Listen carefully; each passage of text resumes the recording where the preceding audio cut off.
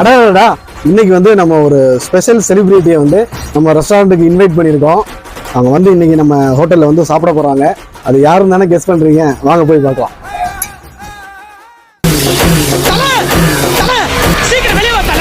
கட்ட குறைக்கு கட்டம் தெரியும்.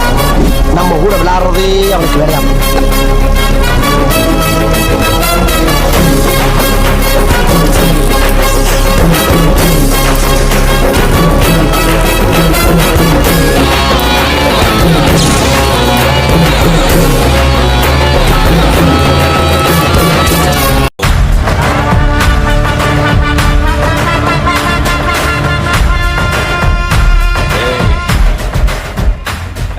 வணக்கம்.